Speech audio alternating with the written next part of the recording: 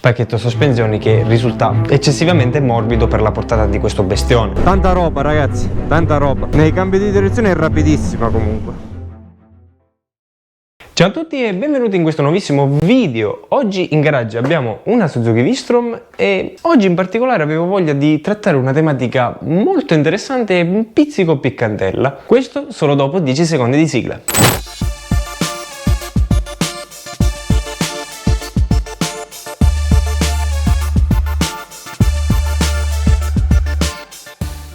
Prima di iniziare ci tenevo tantissimo a dire due cose veloci. È doveroso dirlo, ma lo devo dire. Intanto la prima è che finalmente ho trovato un angolino dove registrare i video e quindi tutto questo è ancora in fase di allestimento. Quindi scusate la rudimentalità, ma ci stiamo lavorando. La seconda è che se vi piacciono i miei contenuti e volete supportare il canale, potete farlo tramite un like, un'iscrizione e un commento.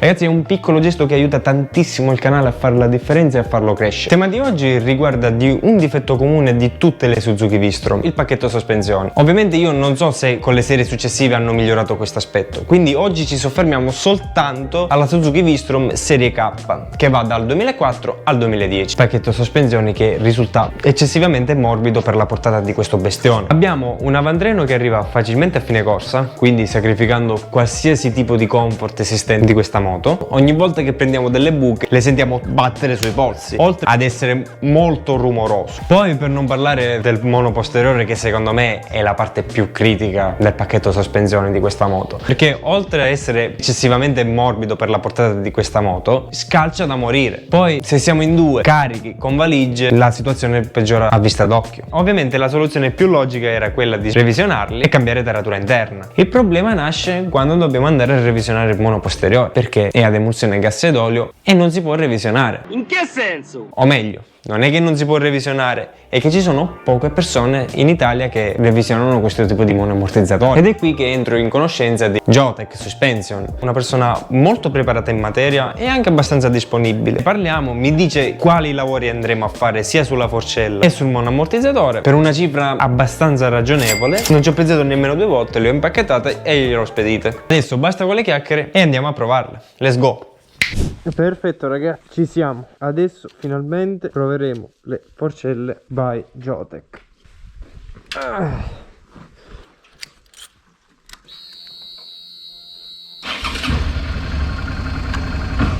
Dopo 20 anni, a parte che è un piacere, al primo colpo.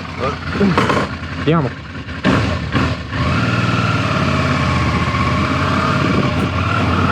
Oh, non si sente nemmeno, Le vibrazioni sono completamente scomparse, non fa nessun tipo di rumore. Comunque sembra di avere una moto da cross,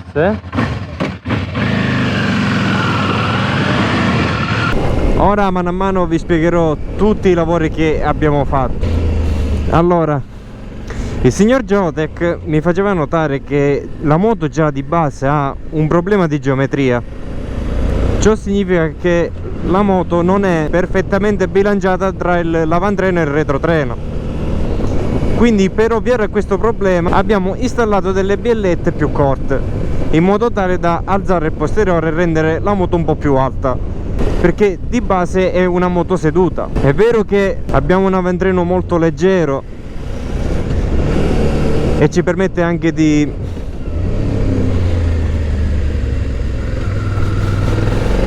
tra virgolette galleggiare sulle buche, però è anche vero che nel posteriore tutti i colpi li sentiamo e scalcia da morire. Nel monoammortizzatore posteriore abbiamo cambiato l'olio interno, modificato la taratura, trasformato il mono ad emulsione con separatore gas ed olio, abbiamo fatto un foro nella parte superiore del monoammortizzatore e abbiamo installato una valvola per la ricarica dell'azoto, e infine abbiamo sostituito la molla originale con una molla un po' più rigida e un po' più progressiva. Nell'anteriore invece ci ritroviamo delle forcelle a flauto. È inutile negare che le forcelle a flauto sono forcelle di serie B. La forcella a flauto la dovete considerare come un tubo cilindrico con all'interno dei fori. Smorzamento idraulico è ottenuto obbligando l'olio a passare in questi fori.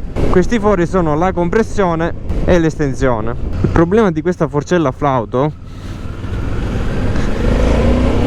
e che non ha nessun tipo di freno, né in estensione né in compressione.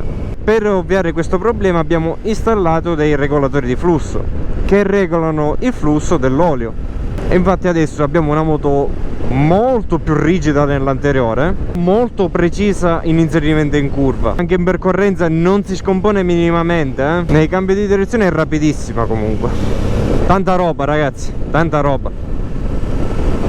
È arrivato il momento di dare un giudizio finale a questo lavoro. Ovviamente il test ha superato di gran lunga le mie aspettative, veramente molto confortevole. Ogni asperità o irregolarità del manto stradale non si sente assolutamente nulla. L'impatto è molto più morbido e molto più progressivo. Abbiamo anche una moto molto precisa in inserimento in curva e anche molto stabile in percorrenza, non si scompone minimamente, non scoda, non scalcia. Sono senza parole, io onestamente non me l'aspettavo. E niente, noi ci rivediamo alla prossima. Ciao ciao!